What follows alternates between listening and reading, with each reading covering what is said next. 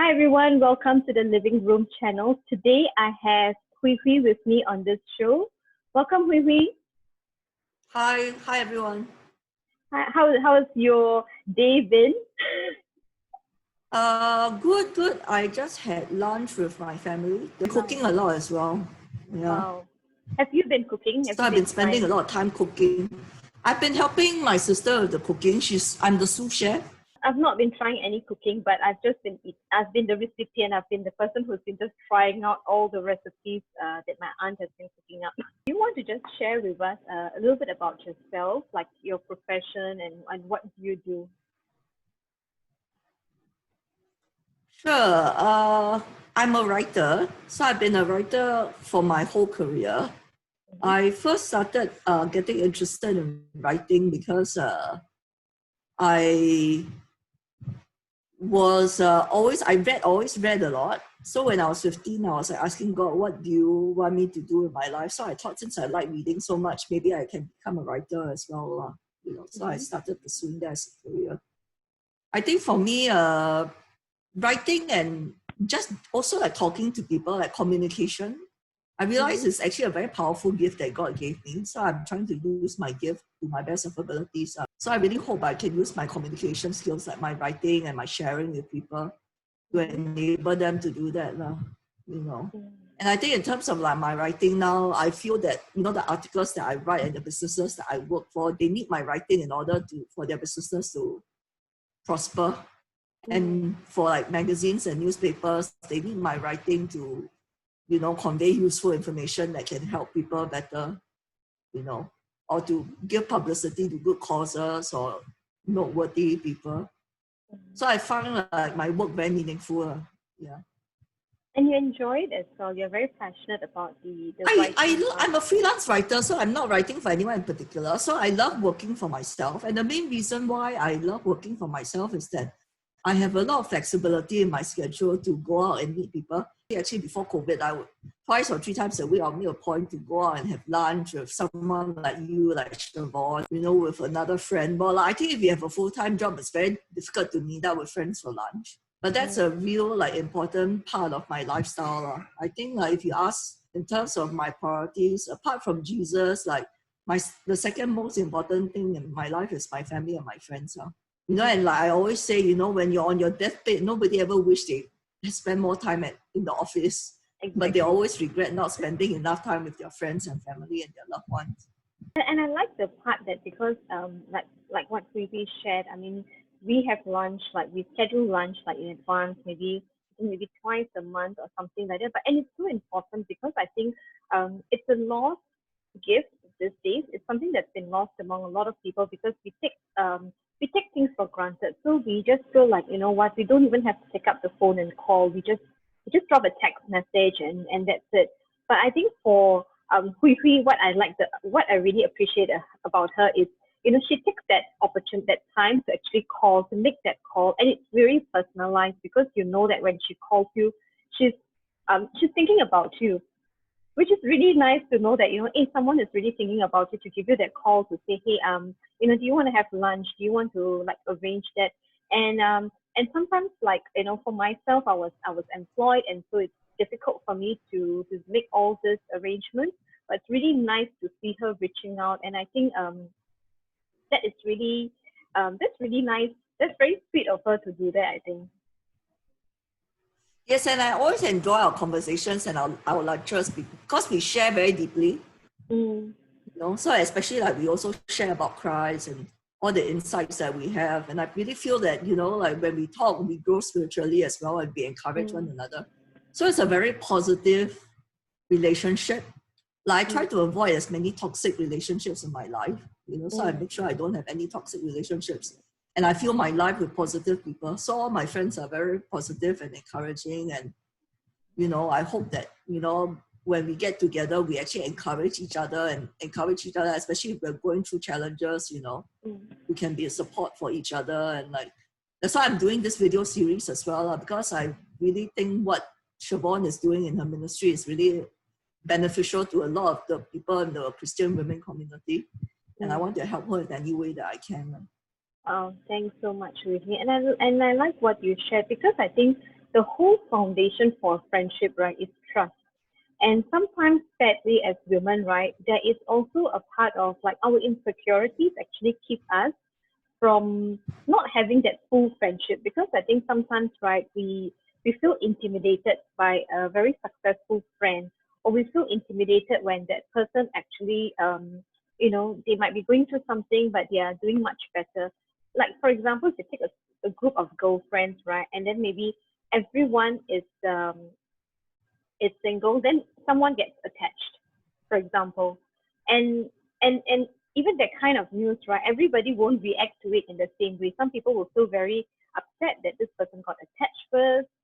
Then that's because there's no security. They are not secure in themselves. And secondly, it's because they don't have that trust, and they don't feel like that friendship will still continue as normal. You agree? Yeah. Yeah, I think that's quite important. I guess like there's some jealousy that can get involved as well, right? I Mm, think one of the insights which I've learned recently is not to compare yourself with others. mm, I think like the Lord showed me that basically, I think, and this works for Christians and both non-Christians, I think every human being, God has a unique path and a unique destiny for them. God has a purpose and a destiny for every single one of us. And like if you see the fact that everybody has a different thumbprint, especially for women love to compare themselves with others. Like, oh, do I have a better husband? Am I a better mother than somebody else? yeah, Like you that's was true. talking about people who get attached. But I mean, your journey might be singlehood, and their journey might be with someone attached. And it doesn't mean that once you get attached, you don't have any problems. A lot of times, being attached causes more problems than it solves, you know. Yeah. And And I know you, people who've been in very bad marriages, mm, and now they're divorced or like can't stand their husbands, and so it's important not to compare yourself with others, especially because a lot of times when we compare, we think, oh, we always tend to compare with people that we think are a lot better, and then you feel inferior, and then you feel, oh, why isn't God blessing me in this area in the way that they're blessing others? But you're not running their race, and mm, your path is going to be different from theirs. So I think like if you compare yourself with others, it just stops you from being able to focus on what God wants you to be doing in your life. So it's just a distraction. If you just focus on asking yourself, what does God want me to do in my life? What's my calling, my purpose, my destiny? And just keep a laser focus on that. You find that your life, as I have, is going to be very enriching and fulfilling because you're on your path and you're fulfilling your destiny. And once you're fulfilling your destiny and purpose, that really just gives you such an amazing satisfaction that you can't get from anything. That money can't buy that. mm. A relationship can't buy that. Being attached can't buy that. It comes Yeah. down to the fact that because we always see things from a very superficial kind of view, so we see in that we always believe the grass is greener on the other side. Like if I have that life, I'll be happy. If I have that same job, I'll be happy. And if I'm doing the, we always feel that we have to, we will only be happy if we have that kind of life or that kind of relationship. But I think it's important to be like happy on your own, and for yourself, right? Like as someone who's been, I mean, I do understand that because you're self-employed, and that's why you value the friendships a lot, so you go out and you make sure that you continue to build the friendships. But sometimes, right, before what was it like before you got there? Was it difficult to find the right friends, the right people? Yeah, actually, it was very difficult because before I came back to Singapore, I grew up in Singapore, lah. But Mm-hmm. when I was 15, my dad used to work for Shell. So we went to Holland, the head office in Holland, Den Haag, and we lived there for 3 years.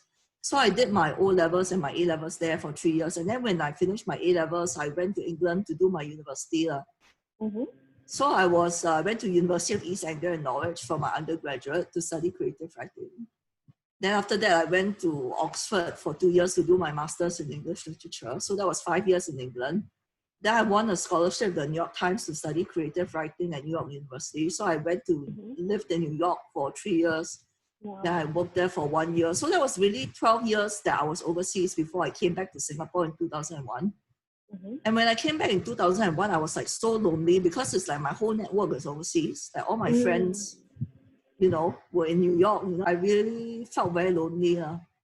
I mean, the good thing about is that over time, then, God started bringing people into my life. And a very good source of support is I started getting involved in different Bible study groups. So I started attending Bible study there regularly, and that became a good source of friendships for me. Yeah. I'm quite good with meeting new people. I actually enjoy it a lot, so I always enjoy meeting new people, and I like the process of making a new friend, just like meeting someone new and getting to know them better. Yeah, so I like that. So I like meeting new friends and keeping up with old ones. I'm a journalist as well, so a big part of a journalist's jobs is to like interview people and to really get to know them better, get to know their personality, what they love and don't like, what makes them tick, their psychology, what motivates them, what makes them successful, what are the challenges they face. So it's actually quite similar as a journalist when you start developing a friendship. I mean, you're just trying to get to know the person better. So I'm a very curious person. I love to get to know people because I'm a people person. I'm very curious about people. I like to find out more about them, and I find it a very emotionally fulfilling experience by bonding with someone, by helping them, by letting them open up to me and getting to know them better and sharing my own life with them as well, for them to get to know me better and developing the relationship. So the courage has never really been a problem for me because I really enjoy that. And I have no problems talking with strangers. Like, if you ask me, that's why I like going for like networking events where you have to talk to a whole group of strangers. Some people are like really terrified of that, but I actually really enjoy it. Actually, I get a lot of energy out of like all these sort of networking events. Yeah.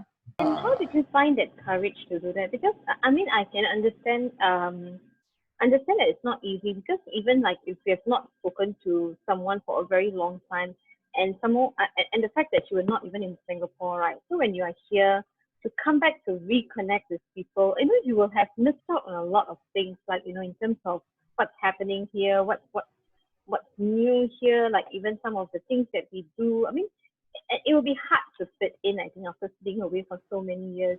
So how did you find the courage to do that? But I think how I'm trying to see it is because sometimes, right, like even for me personally, right, although I'm a people person, although I do enjoy going out to meet people and I like, but there's always something that, I do have that, I used to always have this small kind of like a hesitant, especially not even a hesitant, maybe even a fear. Like, when you want to meet when I want to connect into a group, sometimes I feel like, how is it going to be? Like, whether, these are real fears that some women face as well when they go into a group and they're trying to get to know someone. They feel like, am I good enough? Do I know what they're talking about? Because if you're talking about meeting multiple people, right, everyone is different. And if they've known for many years, you coming in as uh, as a newcomer, right? You might not understand like some of the things that they talk about, and then there's bound to be like a feeling of am I being left out in this conversation? I don't really have a problem with that. I mean, I think it's hard to make generalizations. Like every group is different, So a lot of times, you just have to be brave and take the first step. And I mean, like obviously, I think perseverance is important as well, because I think it takes time for people to click, and also it's like it takes time for people to open up to you and to have that trust, especially if you're a new person going to a group. I think you're right, I think especially if it's an established group, they have their own dynamics as well. So I think you have to realize that it's not you who are just scared, that they are as scared as you, because they don't know how you entering their group is going to change their group dynamics. Yeah, precisely. So that's a good point that you need to keep in mind as well.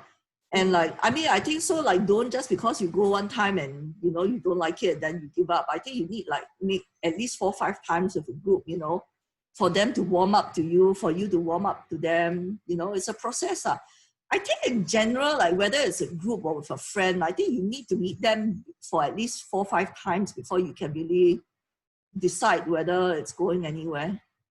I mean, I think also like just be patient because, it also takes time for the people to, just get to know you and to trust you before they welcome you into a group. because a lot of times if you're new to the group, they don't know whether you're going to stay, so they don't know whether it's actually worth the effort to get to know you as well. Yeah, Because if you're just going to drop out after one session, then, you know, they prefer just, I mean, because like, a lot of times, like, you know, in like established groups, they prefer to talk to people that they know very well already. So they might not be as welcoming to like a newcomer who just started coming one time. But once they see that you have some sort of commitment to the group, I think commitment is important. If they feel that for some reason you are committed to be in the group and you want to contribute and you want to make a difference and you want to really benefit the group, then I think people automatically will, you know, include you more and reach out to you and start being your friend.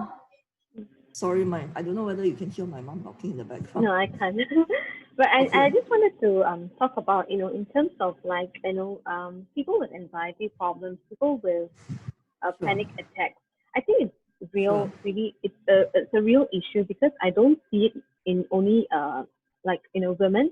I also see it in young girls. I also see it in teenagers where they have this fear of trying to get to know people, or they have this you know, they feel very anxious when they are introduced into like very new surroundings. So, you know, from your point, right? Do you actually ever felt that way before? Sure, I have this illness where, like in the evenings, I'll be in pain for a few hours, and that has caused a lot of social anxiety for me, because a lot of times, like let's say if I'm just at home and I can just this usually what happens if I'm at home and I get the pain attacks, I'll just like listen to a sermon to distract myself from the pain and you know, just lie down and relax and do some deep breathing. So that's usually fine. But a lot of times, I think one of the things which does take a lot of courage is that I feel that I don't want it to stop me from going out to interact with people. Have you ever felt like overwhelmed by, you know, meeting too many of those people? Talk about, you know, in terms of like, you know, people with anxiety problems, people with Sure. panic attacks. To just share a little bit, right? Because I mean, we talked about this like in terms of, you know, Been visiting some new groups. And sometimes when I get my pain attacks, when I'm meeting new people, I start also having a panic attack, you know, because I'm worried that I can't interact with people properly when I'm in pain. And I'm worried that people will wonder what's wrong with me, you know, if I can't really focus on the conversation and, you know, like I can't laugh normally because like I'm in pain. So like someone tells a joke or says something funny, like my reaction might be quite serious and not really appropriate. So I get a lot of social anxiety. So I do, like when I have the pain attacks also, I have to struggle a lot with social anxiety. but you've never stopped that. The reason why I can tell it is because from my experience with relating to Hwee Hwee, she's never allowed that as a, you know, to stop her from going out, stop her from, you know, meeting new friends. Like there are times that she will meet with us and she might feel that way, but she will still, you know, she'll be very brave to actually like, you know, push through it and say that, you know what, I'm not going to let this take over me. And I think that's really it's really the first step to actually having any kind of breakthrough in your life, because you feel like you know, like it's like you're not going to let whatever that is, right, to get that better to get over you. Like it's not consuming you, because you know for a fact that, you know, you're not allowing it, giving it that kind of like um weight, I mean, you know, to let it like over kind of rule you. I think because in a lot of circumstances, what happened is like people let their worst fears get over them, let their whatever emotions that they're feeling, right, like even negative emotions, to get the better of them, and they let it to rule over their life. And that's when, right, they're never able to see a breakthrough in that area. But I think for yourself, you have progressive. I think you've gone forward, like you're progressively getting better at overcoming this attack. It's been a long journey, but I think a lot of times, you know, a lot of it is just realizing that, you know, it's a struggle, but you shouldn't shy away from things that are difficult. Like it's difficult for me to hold conversations with people that when I'm in pain, but I can still do it. It's just that it's difficult, you know, and don't let, you know, things that are difficult stop you from being able to do what you want to do. It's like important for me to actually go through the social conversations, because like when I actually go to a social function, and I think a lot of times people don't even notice there's anything wrong with me. And when you go through that, because the thing is that if I just avoid social situations and let the fear take me over, then, you know, I'll never break the fear, because I never face my fears. The only way you can actually face your fears is to actually go through the traumatic experience. And when you come out okay, then you realize, oh, you know, it's actually okay. I don't have to be so afraid of it. Yeah. So the only way to defeat fear is actually to live the fear, to go through the fear and come out okay at the end. Yeah, Wow, but that's true. it's not easy to do. You know, it's definitely very tough, but I think if we only did things that are easy, then our life would be very limited. You know, there are certain things in life that you have to do even if it's tough, because you really believe that you will get the reward at the end. And I think dealing with fear is definitely one of the things that brings a lot of reward, because I think fear is something that actually stops a lot of people from doing things that can lead them to greatness and that can bring a lot of benefits in their life. So true, you know, what you say is so powerful and so true. And I think it's like a lot of people they let fear to hold them back from doing so many things, from achieving so many things as well. Even like for a simple fact of like even like starting their own business, or you know, venturing out to something new. You know, it's the fear that what keeps them, fear of how people see themselves, fear of like how um you know, fear of all the insecurities I think is being seen out there. And I just wanted to ask you, right, for when you, besides the fact that you do your own things to keep yourself occupied during this attack, how has the community helped you? How has your own community helped you during this time? I think it's like, I watched the annual report from our National Council of Social Services. It's that the thing that people with mental illnesses want the most is social acceptance. And the problem with people with mental illnesses is that they actually face a lot of social stigma. For me as well, that really helped me identify them, because the most important thing I need from my community is like acceptance. Like for the Bible study groups, that when I'm more comfortable with them, like if I'm having a pain attack, then I just say, oh, do you mind if I just close my eyes to the conversation instead of having to actively participate? Then that makes it easier for me to just stay in the group and to manage the pain. And a lot of times the groups that I've been with, you know, they're okay with that. They've actually been very accepting. I've had a bad experience with, she was a care group leader, and she told me up front, you know, I think for your pain attacks, you shouldn't come to care group. I think you should just go and see a counselor instead. So I felt very rejected because of that. You know. But I think she's just the exception. Most of my friends have been very understanding and very accepting of my pain attacks. They haven't rejected me or like, you know, told me I need to like be more socially active or whatever. Yeah.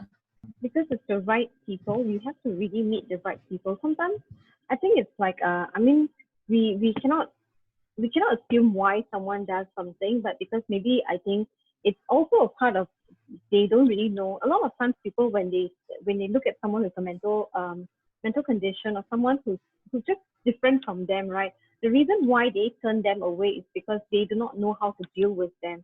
They are not able to deal with it, and I think the simplest way to avoid that is to just turn them away and to actually point them to something else. But you're so true, you know, because sometimes some people might take that rejection in a more positive way and say, it's okay, I might maybe look for someone else who's more accepting. But it could also dampen some other people. Like some other people, maybe that could be the last resort for them, and they might not want to even try again. So I think that's why not only community is important, but the right people. Community where there is the right people who will continue to encourage, to help you, to build you up, rather than bring you down. I think for yourself, right? Is there something that that keeps you inspired during your challenging times? Like, is there a quote or is there a verse that speaks to you, that you hold on to during times when um, you know, when you feel like you're down and you want to actually get through the day? Sure, my favorite Romans 8:28, and in all things we know that God works for the good of those who love him. So I know that a lot of times, like when I'm going through difficult situations and you can't see how it can actually turn out from good, I've learned through my own experiences that even like the worst thing that can happen to you, God can turn into the best thing that could have happened to you. But it's always going to be in a way that you couldn't have figured out by yourself or you didn't expect. So that's where the faith is important. I think that's one thing which I definitely want to preach to people when it comes to making you more resilient, to have the hope that no matter what thing you might be going through, no matter how bad it is, it can be turned for your good by God. But you just need to have faith and be patient and just wait for God to turn it for your good. But no matter how bad things are, you can have hope that there's beauty for ashes and weeping may endure for a night, but joy comes in the morning. There might be darkness, but the light will always come as long as you keep your faith in Christ. That's really that's so true, and I think that's also one of my favorite verses as well, because I feel like in all things, right? Because sometimes things never work out for our good. Like we feel like we go through, like even in this situation, the COVID situation, right? People feel like feel very threatened because they lose their job, they lose their source of income, things that they have put in plan, like they might have a lot of plans ready for 2020, but everything is put on hold and they feel like there's no hope. But this verse actually gives you hope when you really come to think about it, right? You know that it's not you, but it's God who actually makes all things, whether it's a positive impact, or whether it's a very, very bad situation, everything, right? He actually makes it to work out for your good, so that you have a purpose, you have a hope. So sometimes it's like whenever I feel discouraged as well, this is the only verse that I stand by, and I'll keep going back again and again to this verse to know that it's not me, but it's God who's going to actually pull through for me, and He will cause everything to work out for my good. Yeah, and really thanks for sharing that as well, Hwee Hwee. On that note, right, do you have any advice or any takeaways that you would like to leave with the audience for this show? I think it's really to really have hope in believing that every cloud has a silver lining. So I think Thanksgiving is very important. So the good thing about Thanksgiving is that it takes the focus off the negative into something positive. So a lot of times, even if you might feel like you have all these huge problems that can't be solved, if you even find something small in your life to be grateful for and just focus on that, you'll find your mood lift. So I think that's a very good tip. I think always practicing gratitude, And whenever you're feeling discouraged down, just think of the things that in your life that you can be grateful for. It doesn't really need to be a big thing, Yeah. Can even be that, I'm breathing, I'm not sick. Learning to be grateful for the small things in life, not taking the small things that you can be grateful for in life is very important. It's really true, like what you mentioned, right? Like even I feel that it's all about changing the narrative inside of you, like seeing yourself in a more positive light, because everything actually happens from how you feel internally. If you wake up in the morning and feel like I'm going to get the day is going to be horrible. I'm going to get I'm going to have this. And if you start your day on that note, right, obviously it will end up like that, because that's how you have been, internalizing it. But if you change that narrative and wake up thinking that it's going to be a great day, it's going to be a positive day, I'm sure that it's going to be, things might not work out, but things might just will go as what has been planned. And if you go on that positive note, right, you feel like everything is just like it goes through. It's very easy. You have a very, very happy day. I've encountered that so many days when I actually do that. I will, I feel like that day goes by so restfully for me. And at the same time, like what you said, celebrate little things, because I think we always wait until a big thing comes into play before we feel like I can be happy. But you want to celebrate the little achievements that you've got, like even how small it is, right? Learn to be happy, learn to be grateful, and and celebrate that small little successes that comes along the way. So we've come to this end of the section, and I really want to thank Hwee Hwee for her time and for actually being so open to share about her journey and giving her advice as well. Viewers, for for watching us on this show, and I hope that you've been encouraged, and I do hope that you continue to like, subscribe, and share these videos to other women so that we can do our bit to encourage them as well. Thanks, Hwee Hwee. Thanks. All right, bye. Bye.